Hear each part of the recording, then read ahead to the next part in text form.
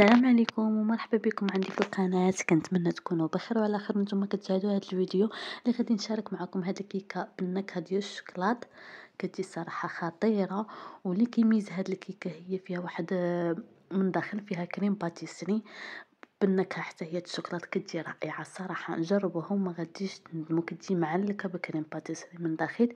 اللي اول مره كتشاهد القناه ما تنسوش انكم تشتركوا في القناه، وكذلك تفعلوا زر الجرس باش كيوصلكم اي فيديو حطيت لكم.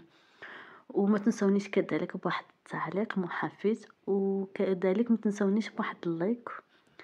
عمدوا اول حاجه بالصلاة على النبي، اللهم صل وسلم وبارك على سيدنا محمد وعلى آله وصحبه أجمعين.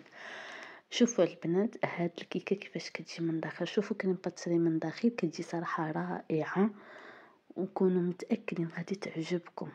نخليكم مقادير والطريقه في نفس الوقت في الفيديو ان شاء الله. وبالنسبه اللي بغات تتابعني على الصفحه ديالي على الفيسبوك اللي هي يسرى غادي نكتبها لكم اسفل الفيديو ان شاء الله. غادي نبداو ان شاء الله بهاد الكيكه. غادي نحضروا نعملوا واحد 4 ديال الحبات ديال البيض، يكون بحراره المطبخ ضروري. اي حاجه غادي نستعملوها تكون بحراره المطبخ. قبصه ديال الملحه، وكذلك واحد الساشيه ديال الفاني، وواحد كاس ديال السكر. غادي نخلط كلشي مزيان مع بعضياته، عاد غنزيد بقيه ديال المقادير. بالنسبه للبيض كيبقى يمكنكم انكم تعملوا 3 الحبات، انا على حسب المول اللي عندكم هو اللي كيحكم لكم عدد البيض وكذلك السكر والزيت. انا هنايا درت فقط 4 ديال الحبات ديال البيض، كما كتشاهدوا كانوا شويه كبيبرين. كنخلط مزيان حتى كيتجانسوا مع بعضياتهم، متاكد ان السكر داب لي. عاد غنزيد كاس ديال الزيت وكاس ديال الحليب. المهم هي الكيكه صراحه كتجي عاديه بحال اللي كنعملوا اي كيكه في الدار. المميز اللي فيها هي ديك كريم باتيسري اللي قلت لكم بالنكهه ديال الشوكولات، غادي تخليها معلكه من داخل. هذا هو السر ديال هاد الكيكه هذه. هنا بحال كتشوفوا ضفت الزيت، وغادي نضيف كذلك كاس ديال الحليب، وضروري مع التحريك مزيان. قلت لكم بالنسبه للصفحه ديالي على الانستغرام اللي هي يسرى حتى هي غادي نحطها لكم في الفيديو ان شاء الله في اسفل الفيديو. دخلوا عندي تمايا. بالنسبه كذلك للصفحه ديالي ديال الراندا اللي هي خياطه راندا بطنجه، كتبوها باللغه العربيه. كنحطها لكم في اي فيديو حطيت لكم الراندا، كنحط لكم الصفحه ديال الفيسبوك. هنايا عملت واحد الكاس ديال الدقيق، ضفت كذلك معلقه كبيره عامره ديال الشوكولات بودره، وكذلك عندي 2 ساشيات ديال الخميره تقريبا واحد 16 غرام. غادي نضيف الكاس الثاني وغادي نحرك مزيان حتى نتاكد ان كلشي دخل مع بعضياته. هنايا انا عملت 3 الكركع كان عندي متوفر في الدار، وقلت علاش ما نعملوش فيها. صراحه انا كتعجبني كيكه بالكركاع وبالتمر، كتعجبني تكون شويه عامره الكيكه. قلت لكم بالنسبه للكركاع كيبقى الكميه اختياريه، انا قلت لكم غير اللي كانت عندي متوفر في الدار عملته. ممكن اننا نديروا اللوز اذا كان متوفر، اي فواكه جافه كانت عندكم متوفره. غير هو سبحان الله الشكلاط كيتوافى مع الكركاع اكثر. هنا كنخلط، كنضيف كاس ثالث ديال الدقيق، وضروري دقيق مغربلواه. كنخلط كلشي في هذه الاثناء. كنكون عندي انا فران، كنعمل كيكه كتعجبني نعمل كيكه في فران سخون. اذا كتعملوها في فران بارد كيبقى اختياري، كيكون انا شعلته باش يسخن. عندي المون ديالي بحال اللي كتشاهدوا، عملت له هاد الكاري ديال الزبده باش كنحتفظ على المول، وفي نفس الوقت كتجيني ما كتلصقليش الكيكه في المول.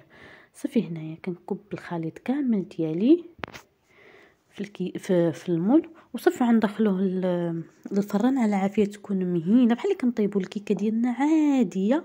العافيه مهيله غير من التحت. بالنسبه للفران ديال الكاس تقريبا ما كنفتحولوش الباب حتى تدوز واحد نص ساعه عادك. المهم تقريبا كدير لك واحد 45 دقيقه في الفران ديال الكاس، بين 30 حتى 45 دقيقه. صافي وكتكون الكيكه ديالنا واجده. غادي نحضروا دابا ان شاء الله هاد كريم باتيسري. انا هنايا درت 3 حتى 4 معالق، كيف ما بغيتوها تجي عاقده او لا. قلت لكم انا درت 3 حتى 4 معالق ديال هاد كريم باتيسري عملت لها واحد الساشيه ديال الفاني، وعملت لها كذلك واحد معلقه السكر، وغنخلط داكشي مع شويه د الحليب. بغيت نتاكد ان داك البودره ديال باتيسري ما تكونش ما تتكورليش، نتاكد هو الاولي. عادي كنضيف كميه اللي بقات الحليب. عندي هنا تقريبا عملت واحد 2 كيسان هكاك ديال الحليب، 2 كيسان حتى 3. كيبقى الاختياري كميه ديال الحليب، شحال ما زدنا، شحال ما عملنا الحليب شحال ما كنزيدو كذلك داك كريم باتيسري باش تجي تعقد لينا. انا هنا كنت عملت كميه ديال الحليب اكثر من البودره ديال الباتيسري، ولكن حيت انا بغيتها تكون فاسكه باش حيت لان انا عارفه راسي ما غاديش نفزك الكيكه، ما غاديش نسقيها عليها، عملت شويه تكون خفيفه. هنا شوفوا ملي كنتحيد، شوف المول كيفاش كيبقى لينا نقي، وفي نفس الوقت هذا الكاريط ها هو شوفوا كيفاش كيزول. هذا الورق ديال الزبده كيزول ساهل، والكيكه ديالنا كتجي مزيونه حتى هي. شوفوا كيفاش كيجي الشكل ديالها. غادي نقسمها على جوج، وفي هذا الاثناء هذه كنكون انا عملت كريم باتيسري ديالي في العافيه مهيله حتى تطيب. وما تنسوهاش بالتحريك، ضروري اننا نحركوها باش ما تلصق ليناش، حتى نحسوا بها انها غلات مزيان وبدات كتقصح. عاد غنكملوا شنو بقى غنزيدوا ليها. هنا قطعت بواحد السكين شكون شويه ماضي، قسمت الكيكه ديالي على جوج. شوفوا كيفاش كتجي من الداخل، كتجي الصراحه هي غير الريحه ديالها كتجي يا سلام يا سلام. انا هنا غادي نرد نفس داك المول وغلفتو بالسلوفان باش من ندخلها الثلاجه نغطيها، ما كتبقاش الثلاجه ما كتشدش فيها الريحه ديال الكيكه، ما كتشدش فيها الريحه ديال الثلاجه. وفي نفس الوقت كتبقى انا قلت لكم كتبقى الكيكه مجموعه. هنا كريمه بديت نحس بها انها بدات كتغلي، ضفت له معلقه صغيره ديال بودره ديال الشوكولاط، ونخليهم حتى ضروري مع التحريك حتى نحس بها انها بدات كتغلى، وفي نفس الوقت بدات كتثقل. ضروري من التحريك، ما نوقفوش بالتحريك نهائيا، على العافيه تكون متوسطه بحال اللي كتشاهدوا. ملي بديت كنحس بها انها بدات كتثقل شويه، حيدتها من البوطه وغادي نضيف ليها الشوكولاط. تقريبا واحد 10 ديال القطع ديال الشوكولاط، كيبقى اختياري الكميه اللي عندكم. عملتها بحال هكا واحد 8، وكنحرك ضروري بالتحريك تنتاكد ان داك الشوكولاط داب لي. عاد نضيفوها على الكيكه ديالنا. كنظن ان الفيديو كان شارح نفسه، يعني كنحاول انني نشرح لكم باش تستافدوا. اذا وصلتي معايا اختي تن هذه المرحله في الفيديو، ما تنسونيش بواحد اللايك والتعليق. صافي هنايا كنبقى نحرك مزيان حتى نتاكد ان الشوكولاط داب لي مزيان. اذا كنتو بغيتو تسقيو الكيكه كيبقى اختياري. انا قلت لكم كنت مزروبه وخليت ما سقيتهاش، خليت غير هاد الكريمه هذه تكون شويه خفيفه. صافي هنايا غادي نخويها على هاد الكيكه اللي عملتها.